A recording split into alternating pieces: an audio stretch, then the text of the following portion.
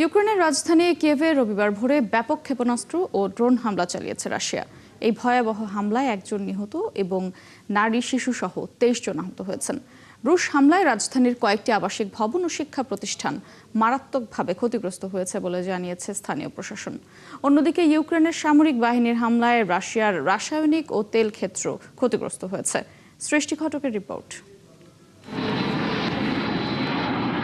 রবিবার স্থানীয় সময় রাত 1টার কিছু পর পুরো কিয়েভ শহর জুড়ে একের পর এক বিকট বিস্ফোরণ শুরু হয়।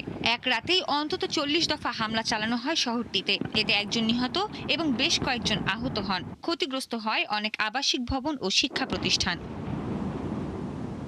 কিয়েভের মেয়র জানিয়েছেন, আশ্রয় কেন্দ্র হিসেবে ব্যবহৃত একটি স্কুলে বিমান হামলা হয়। এতে প্রবেশপথে ধ্বংসস্তূপ জমে যাওয়ায় বেশ কয়েকজন মানুষ ভেতরে আটকা পড়েন। এছাড়া শহরের সামরিক প্রশাসনের প্রধান জানিয়েছেন, শেফচেস্কোর একটি বিজনেস সেন্টারের আশ্রয় কেন্দ্রেও আরও কিছু মানুষ আটকা পড়ে আছেন বলে ধারণা করা হচ্ছে। এর ঠিক আগে ইউক্রেনীয় বিমান বাহিনী তাদের টেলিগ্রাম চ্যানেলে সতর্কবার্তা জারি করে জানিয়েছিল যে রাশিয়া এই হামলায় তাদের অত্যাধুনিক ওরেপনিক ইন্টারমিডিয়েট রেঞ্জ ব্যালিস্টিক ক্ষেপণাস্ত্র ব্যবহার করতে পারে। তবে এই হামলায় ওরেপনিক ক্ষেপণাস্ত্র ব্যবহার করা হয়েছে কিনা সে বিষয়ে তাৎক্ষণিকভাবে বিমান বাহিনীর পক্ষ থেকে কোনো মন্তব্য পাওয়া যায়নি। রাশিয়ার প্রেসিডেন্ট ভ্লাদিমির পুতিন এর আগে দাবি করেছিলেন, শব্দের চেয়ে 10 গুণেরও বেশি গতিসম্পন্ন এই ওরেপনিক ক্ষেপণাস্ত্রকে প্রতিহত করা বা মাঝ আকাশে ধ্বংস করা অসম্ভব। গত শুক্রবার রাশিয়ার দখলে থাকা ইউক্রেনের পূর্ব লোহান্স্ক অঞ্চলের একটি ছাত্রাবাসে ড্রোন হামলার ঘটনা ঘটে। মস্কোর দাবি ছিল ইউক্রেন এই হামলা চালিয়েছে। এর প্রতিশোধ হিসেবে রুশ সামরিক বাহিনীকে পাল্টা হামলার প্রস্তুতি নেওয়ার নির্দেশ দিয়েছিলেন পুতিন। যদিও ইউক্রেনীয় সামরিক বাহিনী রাশিয়ার এই অভিযোগ অস্বীকার করে জানিয়েছে, তাদের লক্ষ্য কোনো ছাত্রাবাস ছিল না, বরং তারা রাশিয়ার একটি ড্রোন কমান্ড ইউনিটকে লক্ষ্য করে হামলা চালিয়েছিল। এই ঘটনার জের ধরেই রবিবার কিয়েভে এই ভয়াবহ হামলা চালালো মস্কো। সৃষ্টি ঘটক, ৭১। মার্কিন প্রেসিডেন্টের বাসভবন হোয়াইট হাউসের কাছে বন্দুক হামলা চালিয়েছে এক ব্যক্তি। পরে সিক্রেট সার্ভিসের সদস্যদের সঙ্গে বন্দুকধারীর গোলাগুলির এক পর্যায়ে ওই বন্দুকধারী নিহত হয়েছেন। গুলি বিনিময়ের সময় একজন পথচারীও আহত হয়, তবে তার অবস্থা কেমন তা জানা যায়নি। হোয়াইট হাউসের কাছে নিরাপত্তা চৌকিতে ওই বন্দুকধারী গুলি ছোড়ে। বিবৃতিতে বলা হয়, সিক্রেট সার্ভিসের পুলিশ কর্মকর্তারা পাল্টা গুলি ছোড়ে। বন্দুকধারী গুলিবিদ্ধ হলে হাসপাতালে নেওয়া হয়। সেখানে চিকিৎসাধীন অবস্থায় তিনি মারা যান। পেনসিলভেনিয়া অ্যাভিনিউ এবং 17th স্ট্রিট নর্থ ওয়েস্টের মোড়ের কাছে এই ঘটনা ঘটে। আইন শৃঙ্খলা রক্ষাকারী বাহিনীর এক কর্মকর্তা জানান, এক ব্যক্তি গুলি ছুটছেন এমন খবর পায় সিক্রেট সার্ভিস। এরপর তাদের কর্মকর্তারা সেখানে গেলে এই গোলাগুলি হয়। হোয়াইট হাউসের কাছে বেশ কয়েক রাউন্ড গুলির শব্দ শুনতে পান সাংবাদিকেরা। এরপরেই সেখানে লকডাউন জারি করা হয়। পরিস্থিতি নিয়ন্ত্রণে দ্রুত ব্যবস্থা নেন যুক্তরাষ্ট্রের সিক্রেট সার্ভিসের সদস্যরা। এই ঘটনায় তদন্ত করার কথা জানিয়েছে সিক্রেট সার্ভিস। স্পেনের প্রধানমন্ত্রী পেদ্রো সানচেজের পদত্যাগের দাবিতে বিক্ষোভ করেছে হাজারো মানুষ। শনিবার রাজধানী মাদ্রিদে জড়ো হয়ে বিক্ষোভকালে পুলিশের সাথে সংঘর্ষ হয়। এ সময় কয়েকজন পুলিশ আহত হন। মার্চ ফর ডিগনিটি নামে এই বিক্ষোভ প্রথমে শান্তিপূর্ণভাবে শুরু হয়। এক পর্যায়ে বিক্ষোভকারীরা প্রধানমন্ত্রী সানচেজের সরকারি বাসভবনের নিরাপত্তা ব্যারিকেড ভাঙার চেষ্টা করে। এ সময় পুলিশ বাধা দিলে দুই পক্ষের সংঘর্ষ হয়।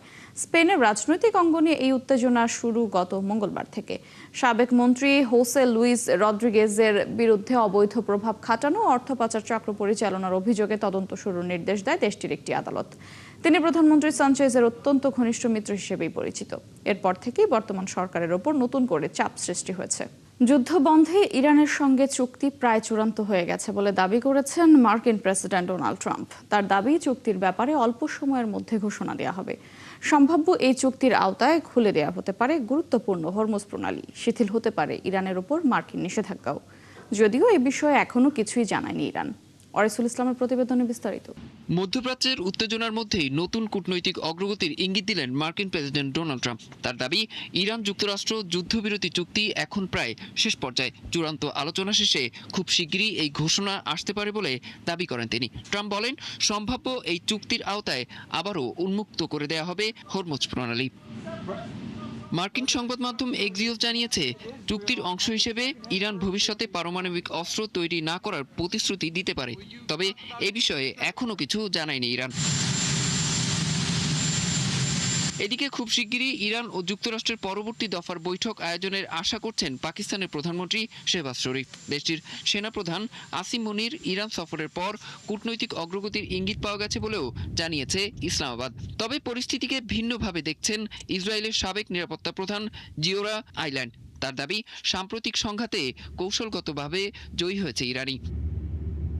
বিশ্লেষকদের মতে যুদ্ধ থামানোর কূটনৈতিক প্রচেষ্টা জোরদার হলেও মধ্যপ্রাচ্যের পরিস্থিতি এখনও অত্যন্ত নাজুক। হরমুজ প্রণালী, ইরানের পারমাণবিক কর্মসূচি এবং আঞ্চলিক শক্তির ভারসাম্য সবকিছু মিলিয়ে সামনে আরও জটিল সমীকরণ অপেক্ষা করছে। অরিসুল ইসলাম, ৭১। ইরানে যুক্তরাষ্ট্র ইসরায়েলের যৌথ অভিযানের ৩ মাস হতে যাচ্ছে। এই যুদ্ধে মার্কিন প্রেসিডেন্ট ডোনাল্ড ট্রাম্প একের পর এক কৌশলগত সাফল্যের দাবি করলেও এখন প্রশ্ন উঠছে আসলে কতটুকু সফল তিনি। বিশ্লেষকরা বলছেন ট্রাম্প কিছু সফলতা পেলেও হরমুজ প্রণালীর ওপর ইরানের প্রভাব এবং পারমাণবিক ইস্যুতে তেহরানের অনড় অবস্থা ট্রাম্পের বিজয়ের দাবিকে দুর্বল করে দিচ্ছে। অরিসুল ইসলামের আরও একটি রিপোর্ট। ফেব্রুয়ারির শেষ দিকে ইরানে যৌথ অভিযান শুরু করে যুক্তরাষ্ট্র ও ইসরায়েল। প্রেসিডেন্ট ডোনাল্ড ট্রাম্প তখন বলেছিলেন খুব অল্প সময়ের মধ্যেই ইরানের সামরিক সক্ষমতা ধ্বংস করে তেহরানকে আলোচনা টেবিলে বসতে বাধ্য করবেন তিনি। কিন্তু যুদ্ধের ৩ মাস হতে চলেও পরিস্থিতি দিচ্ছে ভিন্ন তথ্য। ইরানের কৌশলগত অবস্থান, বিশেষ করে হরমুজ প্রণালীর উপর তাদের নিয়ন্ত্রণ এখনও বহাল রয়েছে। পরমাণু ইস্যুতেও নিজেদের অবস্থান থেকে অনড় তারা। আলোচনার জন্য বারবার চেষ্টা চালালেও শর্ত মনমতো না হওয়ায় সেখানেও সুবিধা করতে পারছে না যুক্তরাষ্ট্র। তাই যুদ্ধের ৩ মাসে প্রশ্ন উঠছে, ট্রাম্প যুদ্ধে জেতার দাবি করলেও তা কি আসলেই সম্ভব হয়েছে? বিশ্লেষকদের মতে যুক্তরাষ্ট্র হয়তো সামরিকভাবে কিছু সাফল্য পেয়েছে, কিন্তু এখনও তাদের রাজনৈতিক বিজয় হয়নি। তারা বলছেন যুদ্ধ নিয়ে ট্রাম্পের সফলতার দাবিটি এখন দীর্ঘমেয়াদী কৌশলগত সংকটে পরিণত হওয়ার ঝুঁকিতে রয়েছে।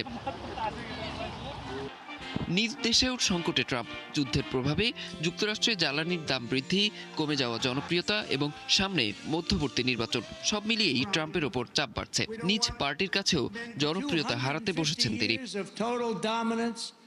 বিশ্লেষকরা বলছেন এখন ট্রাম্পের সামনে দুটি পথ খোলা। একটি হলো সমঝোতার মাধ্যমে পরিস্থিতি থেকে বেরিয়ে আসা, অন্যটি আরও বড় সামরিক পদক্ষেপ নেওয়া। তবে যে কোনো সিদ্ধান্তই মধ্যপ্রাচ্যে নতুন অস্থিরতা তৈরি করতে পারে বলে আশঙ্কা বিশ্লেষকদের। অরিসুল ইসলাম, ৭১। ৪ দিনের সরকারি সফরে চীন গেছেন পাকিস্তানের প্রধানমন্ত্রী শেহবাজ শরীফ।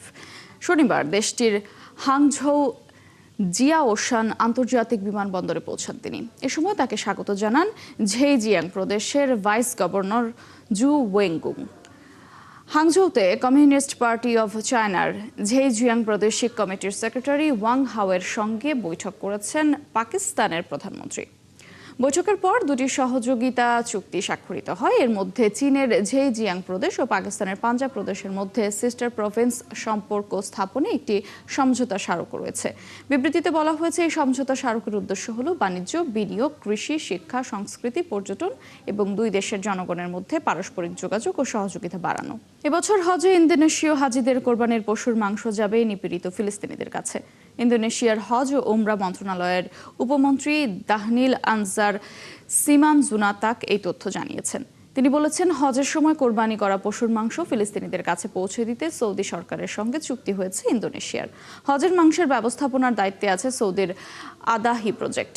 তাদের কাছেও এই ব্যাপারে অনুরোধ করা হয়েছে বলে জানিয়েছেন ইন্দোনেশীয় মন্ত্রী। প্রেসিডেন্ট প্রবোও সুবিয়ান্তোর নির্দেশে ব্যবস্থা করা হয়েছে বলে উল্লেখ করেছেন তিনি। এখন পর্যন্ত ইন্দোনেশিয়ার ১,২৬,৮৩২ জন মুসল্লি তাদের কোরবানির পশুর অর্থ পরিশোধ করেছেন।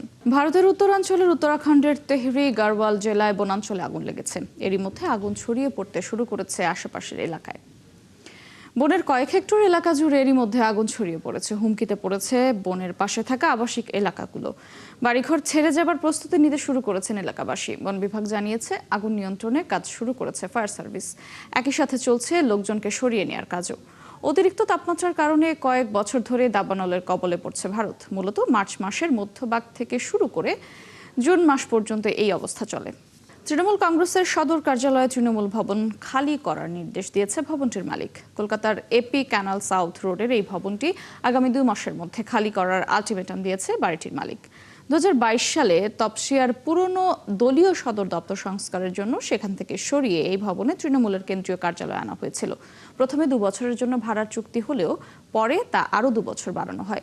সম্প্রতি সেই চুক্তির মেয়াদ শেষ হওয়ায় বাড়ি ফিরিয়ে দিতে বলা হয়েছে। মালিক মনতোষ সাহা জানান, ভোটের ফল ঘোষণার পর থেকেই তার বাড়িতে হামলার আশঙ্কা তৈরি হয়েছে। সেই কারণেই তিনি তার রাজনৈতিক কার্যালয় রাখতে রাজি নন। তার দাবি, ভবন খালি করে দেওয়ার বিষয়ে মৌখিক আশ্বাসও দিয়েছে তৃণমূল, পাশাপাশি বকেয়া ভাড়াও পেয়েছেন বলে জানান তিনি। 2 সপ্তাহ জুড়ে তারকাদের ঝলক, বিশ্ব সিনেমার সেরা নির্মাতাদের মিলন মেলা আর আলোচিত সব চলচ্চিত্র প্রদর্শনের পর পর্দা নামলো এবছরের কান চলচ্চিত্র উৎসবের। ফ্রান্সের কান শহরে জাঁকজমকপূর্ণ সমাপনী অনুষ্ঠানের ঘোষণা করা হয়েছে বছরের সেরা চলচ্চিত্র ও শিল্পীদের নাম। এবার পাম ডিওর জিতেছে ক্রিশ্চিয়ান মুঙ্গিওর ফিওর্ড। পাশাপাশি বিভিন্ন বিভাগে সম্মাননা পেয়েছেন বিশ্বের খ্যাতিমান নির্মাতা ও অভিনয় শিল্পীরা। আরও জানাচ্ছেন দেওয়ান মোবাশ্শিরা হোসেন। সেখানে চলে বিশ্বের বিভিন্ন দেশের চলচ্চিত্রের যাচাই বাছাই। বর্ণাঢ্য আয়োজন শেষে পর্দা নামলো বিশ্বের অন্যতম মর্যাদাপূর্ণ চলচ্চিত্র উৎসব ৭৯তম কান চলচ্চিত্র উৎসবের। জাঁকজমকপূর্ণ সমাপনীতে অংশ নেন বিশ্বের বিভিন্ন দেশের চলচ্চিত্র নির্মাতা, অভিনয় শিল্পী, প্রযোজক ও সমালোচকেরা। আয়োজন জুড়ে ছিল আবেগ, প্রত্যাশা আর উদযাপনের আবহ। এবারের আসরের সবচেয়ে আকর্ষণীয় মুহূর্ত ছিল পাম ডিওর বিজয়ীর নাম ঘোষণা। Christian Mungios Fiord.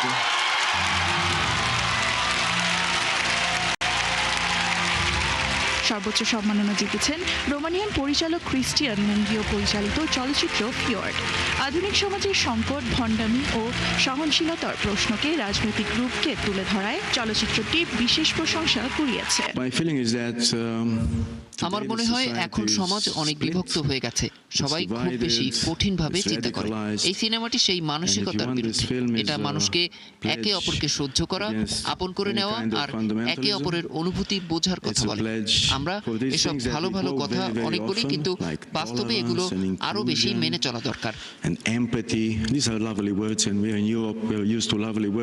এছাড়া গ্রা প্রি জুরি পুরস্কার, সেরা পরিচালক, সেরা অভিনেতা ও অভিনেত্রী সহ বিভিন্ন বিভাগে বিজয়ীদের নাম ঘোষণা করা হয়। বিচারকদের মতে এবারের চলচ্চিত্রগুলোতে যুদ্ধ, অভিবাসন, পরিচয় সংকট, জলবায়ু পরিবর্তন এবং ব্যক্তিগত স্বাধীনতার মতো সমসাময়িক বিষয় গভীরভাবে উঠে এসেছে। এদিকে কানের লাল গালিচায় এবারও ছিল বিশ্ব ফ্যাশনের ঝলক। বিশেষ করে ভারতের জনপ্রিয় অভিনেত্রী ঐশ্বরিয়া রায় বচ্চনের উপস্থিতি সামাজিক যোগাযোগ মাধ্যমে ব্যাপক আলোচনার জন্ম দেয়। দেওয়ান মুবাশ্শিরা হোসেন, ৭১। এই ছিল এখনকার আয়োজনে। বিশ্বের আরও নতুন কিছু খবর ও বিশ্লেষণ নিয়ে আগামীকাল সকাল ৯:৩০ আবারও হাজির হবে বিশ্বযোগ। সরাসরি সংবাদ অনুষ্ঠান দেখতে চোখ রাখুন ৭১-এর ফেসবুক পেজ এবং সাবস্ক্রাইব করুন ৭১-এর ইউটিউব চ্যানেল। থাকুন ৭১-এর সাথে।